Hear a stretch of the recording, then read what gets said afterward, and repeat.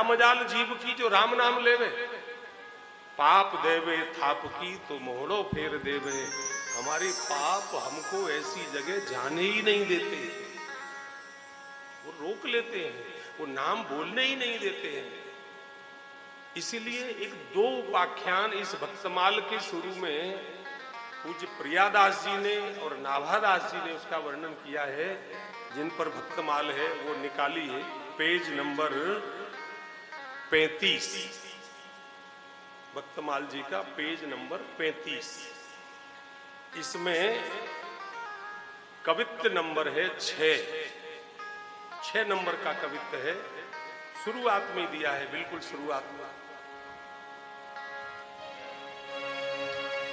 और यहां हेडलाइन दी है सत्संग के प्रभाव का वर्णन। दिया है भक्ति तरु पौधा। ये भक्ति तरु पौधा की चर्चा प्रथम दिवस में हमने थोड़ी सी चलाई थी, शायद जो पहले दिन थे उनकी स्मृति में बात आ जाएगी। 6 नंबर का कवित्त है, मिल गया कि भक्ति तरु पौधा ताही विघ्न डर छेरी को। भक्ति तरु पौधा ताही विघ्न डर छेरी को। बारी दे विचारी बारी नीचो सत्संग सो। बारी दे विचारी बारी नीचो सत्संग सो। मिल गया सबको? नहीं मिला?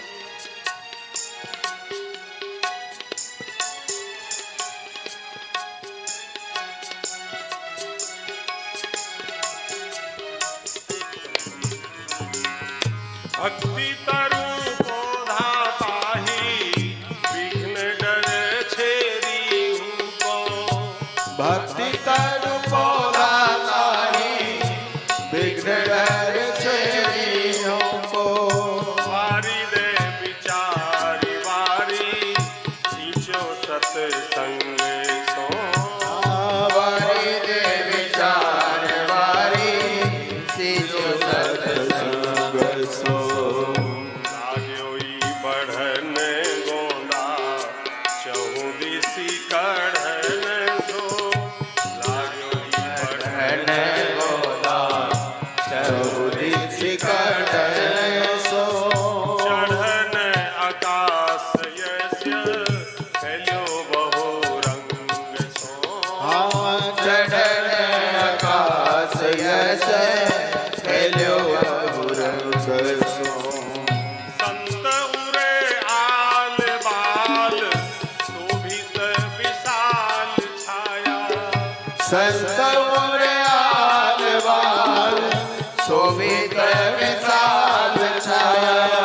जिये जीव जाल ताप गयो प्रसंग सो। जिये जीव जाल ताप गयो प्रसंग सो। देखो बढ़वार जाए अजाऊ की शंका होती। देखो बढ़वार जाए अजाओ को शंका होती। ताही पेड़ बांधे झूमे हाथी जीते जंग सो। साई पेड़ बांधे झूमे हाथी जीते जंग सो। ताही पेड़ बांधे झूमे हाथी जीते जंग सो। ताई पेड़ बांधे झूमे हाथी जीते जंग सो। हरे राम राम राम हरे हरे। हरे राम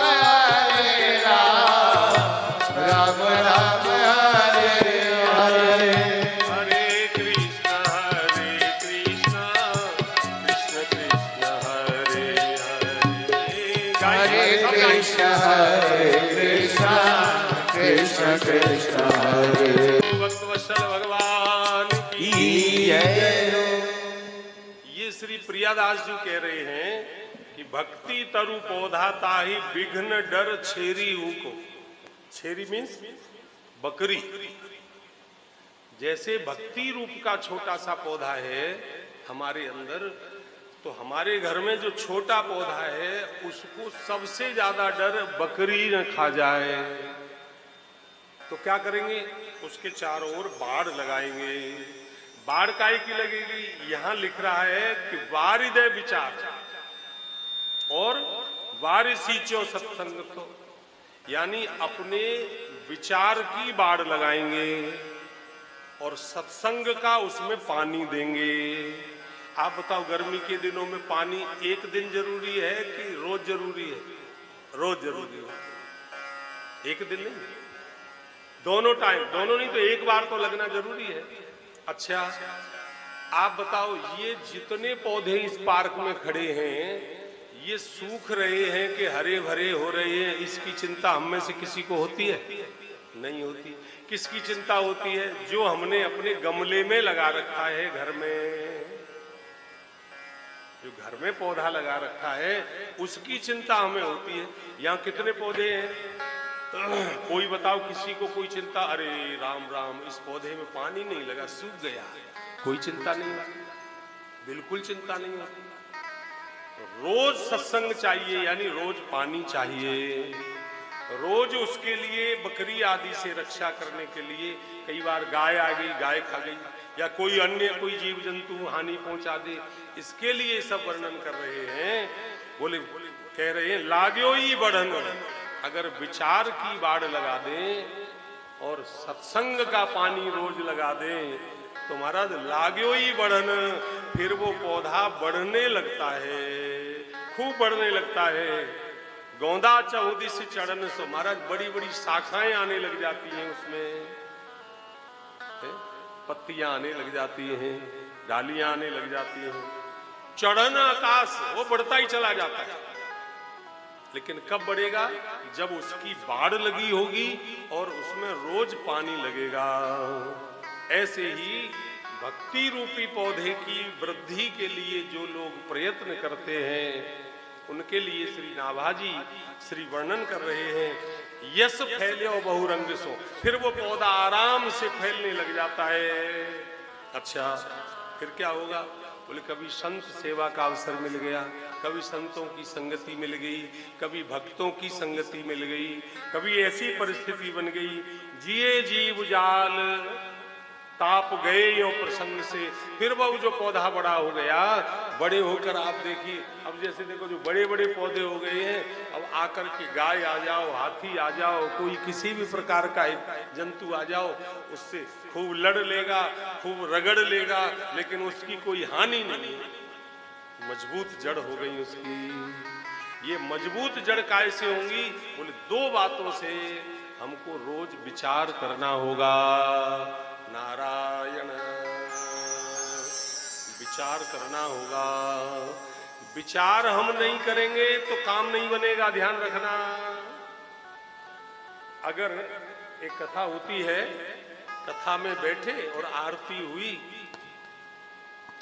जैसे यो पल्ला झाड़ा ना, ऐसे एक कथा होती है, उसका नाम है पल्ला झाड़ कथा। अब भाई भक्ति रूपी पौधा पल्लवित होने लग गया, अब क्या करें? बहुत सुंदर रूपक दिया है संतों ने इसे, और इसकी चर्चा प्राय होती भी नहीं। भक्ति रूपी पौधा देखो, श्रृंगारित व्यक्ति विशेष आकर्षक लगता है। आप किसी पत्थर का भी एक श्रृंगार कर दीजिए, बहुत अच्छा मनमोहक लगता है। श्रृंगारित व्यक्ति कोई पुरुष हो, स्त्री हो, और कोई भी किसी भी प्रकार का व्यक्ति हो, आप किसी व्यक्ति को देखिए जिसने न स्नान किया हो, जिसने न बालों को संवारा हो, जिसने न शरीर को संवारा हो, न वस्त्रों का ध्यान है, न आवरण का ध्यान है, उस व्यक्ति को आप देखेंगे तो प्रायः ऐसे व्यक्ति को देखने से मन में कुछ घृणा का भाव जाता है। और कोई आकर्षक आप देखो, आप 2 4 5 10 माताएं इकट्ठी हों और किसी की गोद में कोई बालक लग रहा हो, अब आप इसी से समझ लो, एक माँ के गोद में बालक ऐसा लग रहा हो जिसकी नासिका भी बह रही हो, जिसकी आंखों से भी पानी बह रहा हो, जिसके भगवान जगन्नाथ जैसी काली काली आंखें हो रही हो, मैले से कपड़े हों, कुचैले से कपड़े हों, और हमारी बगल में कोई लेके बैठ जाए ऐसे बालक को, तो कैसा लगेगा। और कोई अपने बालक को स्नान करा करके सुंदर इलेल लगावे, वो इत्र लगावे, बाबा से लेकर के फुलेल लगावे, और बढ़िया सुंदर श्रृंगार के तेल लगावे, उसके पाउडर लगा दे, उसके काला टीका लगा दे, उसको सुंदर वस्त्र पहना दे, और उसको आकर के कोई माँ यहाँ बीच में लेकर बैठ जाए तो आसपास वाले सब उसको कोशिश करते हैं गोद में लेने की। ऐसे ही जिसने अपनी भक्ति का श्रृंगार कर लिया है, भक्ति का श्रृंगार कैसे होता है इस कवित्व में दिया है, जिसने अपनी भक्ति का श्रृंगार कर लिया है, भाई भक्ति का पौधा तो हो गया, पौधा तो जागृत हो गया, बढ़ गया, विचार का पानी लग गया, सत्संग का पानी लग गया, बाढ़ लग गई, अब वो खूब बड़ा हो गया, खूब बड़ा हो गया। अब हमको उस पौधे का अपनी भक्ति देवी का श्रृंगार करना है। नारायण, धीरे धीरे बोलो, गर्मी पड़ रही है। नारायण नारायण, और धीरे बोलो, नारायण नारायण। हे नाम, हे नाम, मैं आपको भूलूं नहीं, मैं आपको भूलूं नहीं। हे मेरे नाम, हे मेरे नाम, मैं आपको भूलूं नहीं, मैं आपको भूलूं नहीं। जैसे कोई स्नान करके आया, अब स्नान करके आया तो किसी की त्वचा बड़ी रूखी सूखी है, और रूखी सूखी त्वचा वाला व्यक्ति, अरे बोले जरा सा कोई स्नेहक, कोई ऐसी कोई चीज, कोई वोरोप्लस है, कोई वैसलीन है, कोई ऐसी चीज लगा दे, लगाने से वो त्वचा जो शुष्क है वो ठीक। ऐसे ही भक्ति रूपी जो पौधा है, भक्ति जो महारानी है, उनकी शुष्कता कैसे दूर होगी, बोले उनकी शुष्कता इत्र और फुलेल से दूर होती है।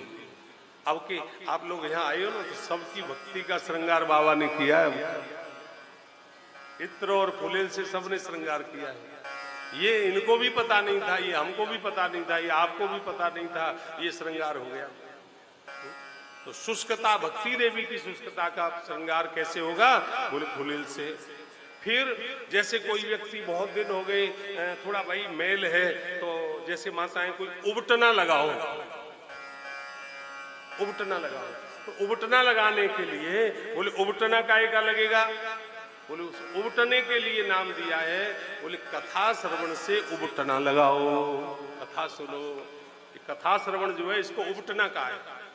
जैसे कोई भक्ति रूपी महारानी का उबटना क्या है, कथा श्रवण, कथा सुनने जाओ, सत्संग में जाओ, ये उबटना है। इस उबटने से क्या होगा, बोले इस उबटने से मैल दूर होगा। हमारे शरीर पर भक्ति रूपी जो हमारी जो श्रृंगार है, उस पर मैल क्या है, उस पर मैल है हमारा अहंकार। तो जैसे रोज उबटना लगाएंगे तो मैल दूर होगा कि नहीं होगा। जैसे किसी बेटा बेटी की विवाह होते हैं तो उनको कई दिनों से उबटना लगाते हैं, उससे अहंकार रूपी जो मैल है वो मैल दूर हो जाएगा।